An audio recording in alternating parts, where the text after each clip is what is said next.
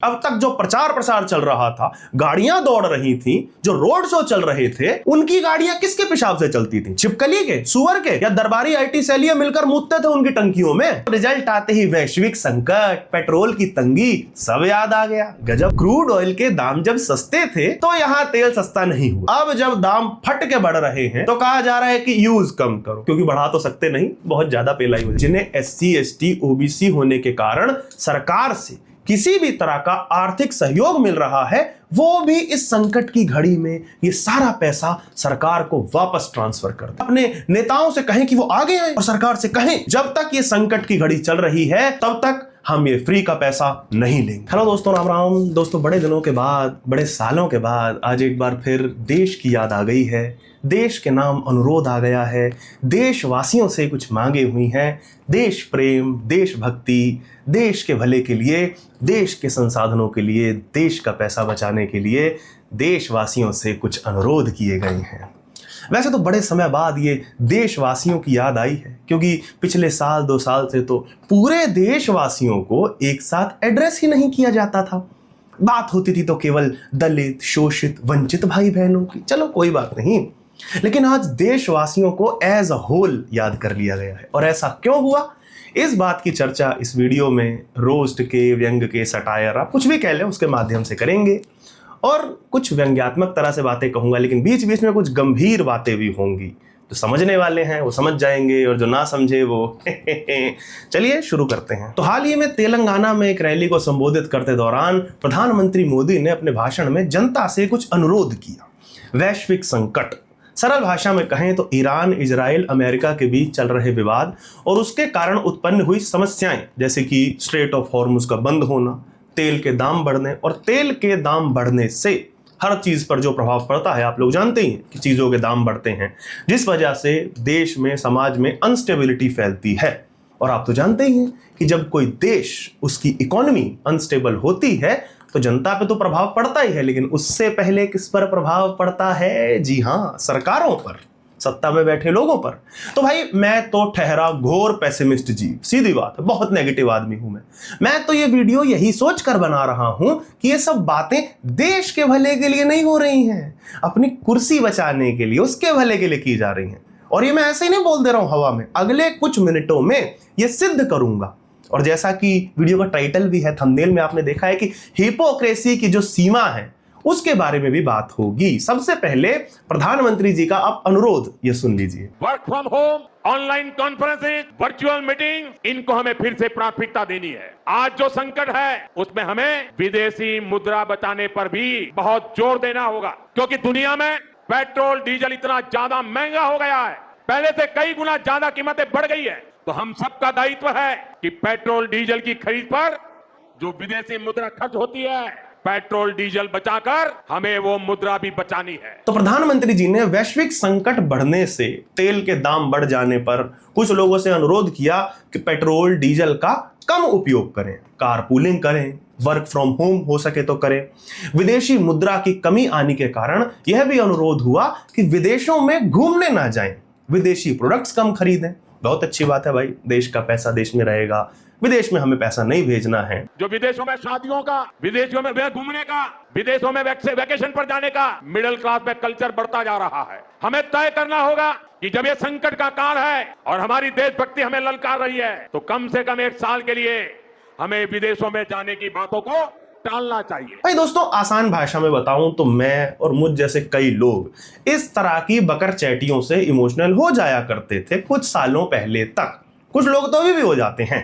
लेकिन फिर जब मैंने इन नेताओं की, खासतौर पे काफिले में किस किस लेवल की गाड़ियां चलती हैं ये देखा, अधिकतर नेताओं के परिवार घूमने फिरने कहां जाते हैं ये देखा, ये लोग क्या क्या चीजें खुद उपयोग करते हैं ये देखा, तो ये सब जानने के बाद मेरा ये देश प्रेम नाम का चूरन चाटने से विश्वास उठ गया है भाई। अब इस बात के लिए आप मुझे एंटी नेशनल, देशद्रोही कुछ भी कह सकते हैं, लेकिन मैं अपने आप को प्रैक्टिकल मानता हूं। और ये बात 24 घंटे के अंदर अंदर सिद्ध भी हो गई। मैंने सिद्ध नहीं की है, खुद ब खुद सिद्ध हो गई। प्रधान सेवक महोदय ने खुद की। तेलंगाना में मोदी जी भाषण देकर निकले ही थे कि अगले दिन गुजरात में उनका एक रोड शो प्लान्ड था। जी हां मित्रों, मैंने सुबह उठ के ये ट्वीट देखा जिसमें रोड शो के लिए तैयारियां चल रही थी, मॉक ड्रिल के रूप में गाड़ियां भी चल रही थी। आशा करता हूं ये सभी गाड़ियां छिपकली के मूत्र से चल रही होंगी। मैं कितना मूडमती था इस बात का अंदाजा आप इससे लगाइए कि मुझे लगा कि ये प्रधानमंत्री जी और उनकी टीम ने जानबूझ के किया है। ये एक मास्टर स्ट्रोक होगा। जैसे पहले देश भर में ये न्यूज फैलाई जाएगी कि गुजरात में मोदी जी का रोड शो होना है, मीडिया सबको गाड़ियां दिखाएगा, विपक्ष, आम जनता और खास करके मुझ जैसे 2-2 कौड़ी के यूट्यूबर वीडियोस बनाएंगे, ट्वीट करेंगे कि देखो देखो प्रधानमंत्री खुद गाड़ियों के काफिले में रोड शो कर रहे हैं, जनता से अपील कर रहे हैं कि पेट्रोल बचाओ, डीजल बचाओ। हिपोक्रेसी की भी सीमा होती है। मुझे लगा ये सब होगा और इसके बाद मोदी जी और उनकी टीम जिसने पहले से ये सब सोच रखा होगा वो गाड़ियों वाले इस रोड शो को कैंसिल कर देंगे और मोदी जी पैदल ये पूरा रोड शो करेंगे। इसके बाद विपक्ष तो क्या, सभी मोदी जी के आलोचकों और खास तौर पे मुझ जैसे 2-2 कौड़ी के यूट्यूबर्स के मुंह पर एक वैचारिक तमाचा मारा जाएगा कि देखो यही मास्टर स्ट्रोक था, तुम लोग गच्चा खा गए, पकड़ नहीं पाए, नूबड़े हो तुम लोग। मैंने इस पर ट्वीट भी किया, लेकिन मुझे माफ करिएगा दोस्तों, मैं कुछ लोगों को, एक पार्टी विशेष को और संभवतः कुछ पीआर टीम्स वालों को और एक पूरे समूह को कुछ ज्यादा ही ओवर एस्टिमेट कर बैठा था। तो भाइयों और बहनों, तेलंगाना में पेट्रोल बचाने का ज्ञान देने के 24 घंटे के भीतर ही प्रधानमंत्री जी गुजरात में गाड़ियों के काफिले के साथ रोड शो करते दिखे। कोई बात नहीं भाई, सह लेंगे थोड़ा, देश हित में सह लेंगे थोड़ा, देश प्रेम में। प्रधानमंत्री की सुरक्षा के अपने प्रोटोकॉल होते हैं, मान लेते हैं, क्या जाता है भाई। लेकिन बात तो तब होती जब मोदी जी का अनुरोध केवल पेट्रोल डीजल को लेकर ही होता। तेलंगाना में उन्होंने और भी कई चीजों को लेकर के अनुरोध किया, ये सुनिए। देश हित में हमको ये तय करना पड़ेगा कि साल भर तक घर में कोई भी फंक्शन हो, कोई भी कार्यक्रम हो, हम सोने के गहने नहीं खरीदेंगे। खाने के तेल का भी है, इसके आयात के लिए भी बहुत बड़ी मात्रा में हमें विदेशी मुद्रा खर्च करनी पड़ती है। हर परिवार खाने का तेल का जो उपयोग करता है, अगर वो कुछ कमी करे, मैंने बार बार कहा है 10% कम करो, अगर हम तेल खाना कम करें ना तो भी वो देशभक्ति का बहुत बड़ा काम है। देश सेवा भी होगी और देह सेवा भी होगी। सुन रहे हो, देश सेवा नहीं, ये देह सेवा है। अपनी देह की सेवा करो, खाने का तेल भी कम खाओ, विदेशी मुद्रा नहीं है, ठीक है। देश प्रेम, देशभक्ति के नाम पर मटर भुनाना, ये भी ठीक है। लेकिन हिपोक्रेसी की सीमा तब हो जाती है जब आप एक हफ्ता भर पहले चुनावी रैलियों में ऐसे ऐसे वादे कर रहे थे कि हम 3-3 सिलेंडर मुफ्त में देंगे, इस राज्य में 2 सिलेंडर देंगे, और चुनाव समाप्त होते ही, परिणाम आने के 2 दिन बाद ही अचानक से पेट्रोल बचाओ, ईंधन बचाओ, खाने का तेल मत खाओ। वाह मोदी जी वाह। मोदी जी बोले कि सोना मत खरीदो। तुम समझ रहे हो मित्रों, समझ रहे हो ना कि सीधा सीधा किस पे अटैक है। जी हां, हमारे तमिलनाडु के नए तेजस्वी यशस्वी थाला सीएम विजय जी। जैसा कि आप लोग जानते हैं कि विजय जी की पार्टी टीवीके ने तमिलनाडु की बहनों को शादी में सोना, अंगूठी इत्यादि देने का वादा किया था। और आप ये भी जानते हैं कि चुनावों से पहले भारतीय जनता पार्टी ने टीवीके और विजय को तेल लगाने, मेरा मतलब मक्खन लगाने का कितना प्रयास किया था। तो विजय ने मक्खन लगवाया नहीं और ये भाषण दे करके, सोना ना खरीदने की बात कह के हमारे विजय भाई को और तमिलनाडु के लोगों को किस तरीके से सीधा कटाक्षनुमा अटैक कर रहे हैं मोदी जी। चुनाव से पहले जो तमिल भाषा ब्रह्मांड की सबसे पुरानी भाषा हुआ करती थी, चुनाव में हारते ही उसी तमिलनाडु के लोगों पर ऐसा वैचारिक अटैक, ये तो अच्छी बात नहीं है। विजय भाई, आप खरीदिए सोना, जितना चाहे सोना आप खरीदो, तमिलनाडु की बहनों को देते रहो, भाइयों को भी दो। और मैं तो कहूंगा हो सके तो अपने इस दिल्ली वाले भाई को भी थोड़ा सा, मतलब 10-12 ग्राम क्या ही जाता है। और हाँ, थिएटर में लियो रिलीज करवा दो भाई, री रिलीज आईमैक्स में लगवाना, मैं पक्का देखने जाऊंगा, विद्या पढ़ाई कसम। रही बात मोदी जी के सोना न खरीदने के अनुरोध की, तो मोदी जी अपनी चॉइस से नहीं, मजबूरी के कारण जनता सोना खरीदने का सोच भी नहीं सकती। मुझ जैसे 50,000 सब्सक्राइबर वाले यूट्यूबर तो सोच नहीं सकते, सीधी बात है, जो ना पार्टियों की भीख में पलते हैं, ना किसी के पेरोल पर है।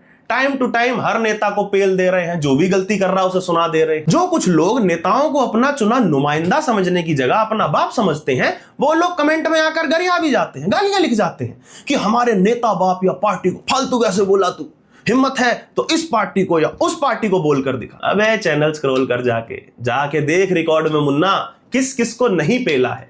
तभी तो लोग पूछते हैं कि सब्सक्राइबर क्यों नहीं बढ़ रहे। अबे नहीं बढ़ेंगे भाई, आज किसी पार्टी के दलाल के पैर चाटने शुरू करूं तो कल से बढ़ जाएंगे। पर टेंशन ना लीजिए, आप बिल्कुल टेंशन ना लीजिए, ये नहीं होगा। बाकी आप जैसी जेन्युइन ऑडियंस का ही सहारा है।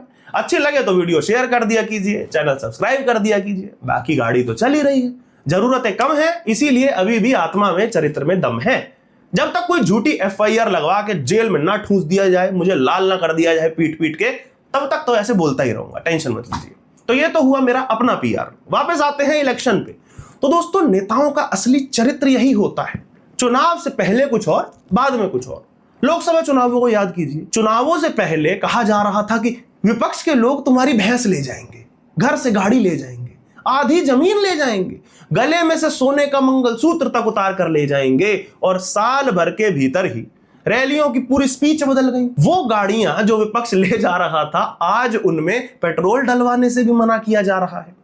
वो जमीन जो विपक्ष ले जा रहा था, आज जब लेजर लाइट की आंखों वाली विदेश नीति की बत्ती बन गई है और देश में फर्टिलाइजर इंपोर्ट नहीं हो पा रहा है, तो कहा जा रहा है कि फर्टिलाइजर जमीन के लिए बहुत खराब होता है, इसका प्रयोग कम किया जाए, खेत में फर्टिलाइजर ना डालें। और वही मंगलसूत्र जिसे कभी कोई खींच कर ले जाने वाला था, उसके विषय में कहा जा रहा है कि शादियों में सोना ना खरीदें। अर्थात वही है ना। अच्छा, मैंने इस बात को लेकर ट्वीट भी किया। और विपक्ष का भी हाल देखो दोस्तों, हमारा तो विपक्ष भी ऐसा ही जैसा पक्ष है। 1:19 पर मैंने ये ट्वीट किया और आधे घंटे के भीतर तेजस्वी यादव जी की टीम ने भाई का आइडिया चुरा लिया। वाह रे विपक्षियों वाह, अबे कुछ अपना लिख पाते हो या नहीं? अच्छा, तेजस्वी जी के इस ट्वीट पे मैं चाहता तो ट्वीट चोर गद्दी छोड़ का नारा लगा सकता था,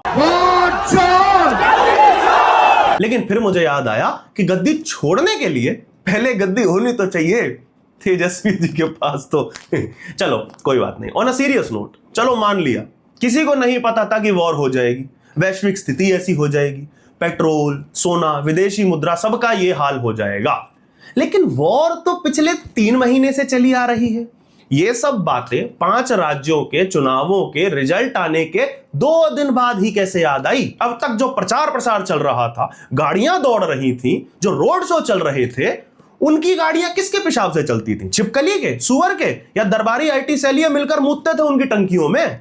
अरे डलता तो उनमें भी पेट्रोल डीजल ही था। प्रचार के लिए, रैलियों में लाने के लिए, बाइकों में तेल भरवाने के लिए कार्यकर्ताओं को जो लाखों रुपए दिए जाते हैं, उनका क्या? अब रिजल्ट आते ही वैश्विक संकट, पेट्रोल की तंगी, सब याद आ गया। गजब बात है भाई। पर कोई बात नहीं दोस्तों, कोई बात नहीं। मैं एक देश प्रेमी, देशभक्त नागरिक की तरह इन सारे नियमों का पालन करूंगा, प्रधान सेवक जी के अनुरोध का पूरी तरह पालन करूंगा। लेकिन कैसे करूंगा, यह मैं वीडियो के अंत में बताऊंगा। उस सबसे पहले मेरे पास कुछ मशवरे हैं, मेरी सलाह है, जो कि मैं सरकार को और अपने देशभक्त नागरिकों को भी देनी चाहता हूं कि हम देश प्रेम में और क्या क्या कर सकते हैं। दोस्तों, सबसे पहले तो फटाफट सभी नेताओं, विधायकों, सांसदों, मंत्रियों, जिसको आप जानते हैं, उन सब को सोशल मीडिया पे टैग कर करके लिखिए कि जिन जिन के बच्चे विदेशों में पढ़ाई कर रहे हैं, वे अभी के अभी उन सभी के एडमिशन विड्रॉ करा के उन्हें देश में वापस लेकर आए। जब हमारे देश के बड़े नेता मंत्रियों के बच्चे विदेशी कॉलेजेस में पढ़ते हैं, तो कितनी विदेशी मुद्रा खर्च होती है दोस्तों। ये देश का पैसा है ना, देश का नुकसान होता है कि नहीं होता? ये सारा पैसा देश में ही रहना चाहिए। मैं आप लोगों से अनुरोध करूंगा कि इस वीडियो के नीचे कमेंट में भी एक लिस्ट बनाएं, जिस पार्टी के, जिस नेता के, किसी भी पार्टी के नेता के, जिस बच्चे को आप जानते हैं कि वो विदेश में पढ़ता है, बड़े बड़े सेलिब्रिटीज के बच्चे जो विदेशों में पढ़ते हैं, रहते हैं, बड़े बड़े क्रिकेटर जो विदेशों में रहते हैं, उन्हें वापस देश में आना चाहिए कि नहीं आना चाहिए? शुरुआत बड़े लोगों से करेंगे, तभी तो हम जैसे तुच्छ नागरिक उन्हें फॉलो करेंगे।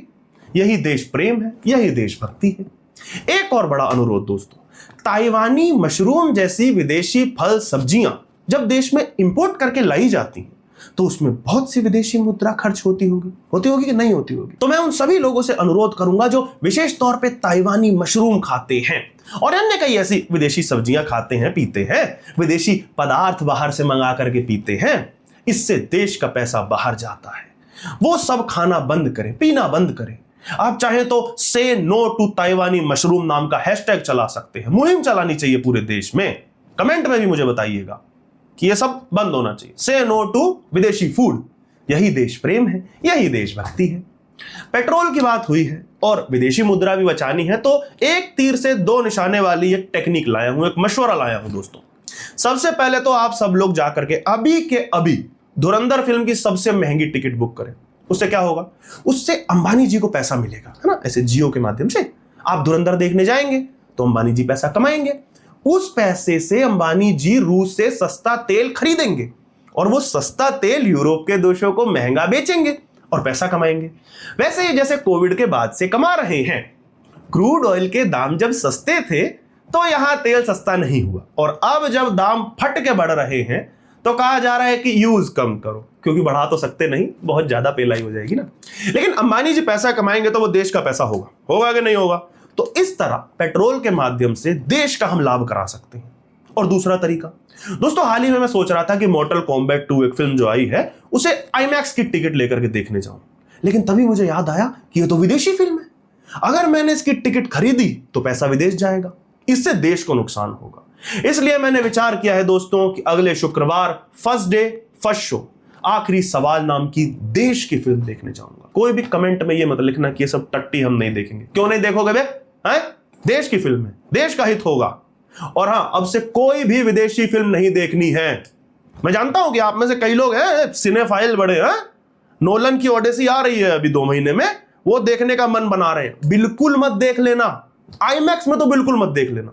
500,000 रुपए की टिकट और विदेश में पैसा जाएगा। बॉयकॉट एवरी विदेशी फिल्म, मैं तो कहता हूं बॉयकॉट एवरी हॉलीवुड फिल्म। केवल देश की फिल्में देखेंगे, क्योंकि यही देश प्रेम है, यही देशभक्ति है। Last but not the least दोस्तों, ये वाला सबसे इंपॉर्टेंट है। इस पूरी देश सेवा देशभक्ति में हम कुछ समुदायों को पीछे कैसे रख सकते हैं, आप ही बताइए। जैसा कि आप सब लोग जानते हैं कि देश में SC, ST, OBC, वंचित शोषित समाज, इनकी मात्रा 85% है और सवर्णों की मात्रा केवल 15% है। ऐसे में देश की सभी पार्टियां जो ये मानती हैं और कहते भी हैं ना कि भाई जिसकी जितनी संख्या भारी उसकी उतनी हिस्सेदारी, तो भाई जब हिस्सेदारी बराबर होनी चाहिए तो फिर कहावत भी कुछ यूं होनी चाहिए ना कि जिसकी जितनी संख्या भारी उसकी उतनी जिम्मेदारी। तो अब जब ऐसा वैश्विक संकट आया है जिसमें देश को अपने देशवासियों की जरूरत है, तो क्या इन 85% देश के मालिकों, मूल निवासियों का देश के प्रति कोई उत्तरदायित्व नहीं बनता? ऐसे समय पर देश के सभी SC, ST, OBC, वंचित शोषित सभी को आगे आना चाहिए और एक कसम खानी चाहिए कि पेट्रोल, डीजल, गैस, खाने का तेल, खेतों का फर्टिलाइजर, किसी भी चीज का उपयोग नहीं करेंगे। इसके साथ ही जिन SC, ST, OBC लोगों को उज्ज्वला जैसी सरकारी योजनाओं के तहत मुफ्त सिलेंडर मिले हैं, उन्हें भी इस संकट की घड़ी में अपने सिलेंडर सरकार को वापस दे देने चाहिए और वापस गोबर के उपलों का प्रयोग करें, चूल्हे पर भोजन बनाएं। आप ही बताइए मित्रों, होना चाहिए कि नहीं होना चाहिए? भाई 85% का भी तो कोई उत्तरदायित्व बनता है, क्योंकि यही देशभक्ति है, यही देश प्रेम है। मैं तो यहां तक कहूंगा कि जिन्हें SC, ST, OBC होने के कारण सरकार से किसी भी तरह का आर्थिक सहयोग मिल रहा है, वो भी इस संकट की घड़ी में ये सारा पैसा सरकार को वापस ट्रांसफर कर दें, या अपने नेताओं से कहें कि वो आगे आए और सरकार से कहें कि जब तक ये संकट की घड़ी चल रही है देश को पैसों की जरूरत है और तब तक हम ये फ्री का पैसा नहीं लेंगे, हमें ये ना दिया जाए। बताइए मित्रों, क्या यह करना उचित होगा कि नहीं होगा? भाई जिसकी जितनी संख्या भारी उसकी उतनी जिम्मेदारी, और बाकी यही तो देश प्रेम है, यही देश भक्ति है। अंत में मित्रों, जैसा कि मैंने कहा था कि मैं प्रधानमंत्री जी के इन सभी अनुरोधों का पालन करूंगा, लेकिन मेरी कुछ शर्तें हैं। जैसा कि मैंने शुरू में कहा था कि भाई इतने सालों से जब हर भाषण में, हर योजना में पीड़ितों, वंचितों, शोषितों की याद आती थी और अब अचानक से सारे देशवासी एज होल याद आ गए हैं, तो जैसा कि राहुल गांधी, पूरी कांग्रेस के साथ साथ पूरा विपक्ष भी बोलता है, ये नाचते फिरते हैं ना कि देश के सारे संसाधन यानी कि वेल्थ इन 15% सवर्णों के पास ही है। चलो मान लेते हैं, तो इसी लॉजिक के हिसाब से अगर देखा जाए तो ये अनुरोध जो हुआ है वो देश के सवर्णों से ही हुआ है, क्योंकि उन्हीं के पास तो सारा पैसा है ना, सारा संसाधन दावे बैठे हैं। और यदि नहीं तो भी ठीक है, बिना सवर्णों के बचा लो देश का पैसा, विदेशी मुद्रा, सारे संसाधन।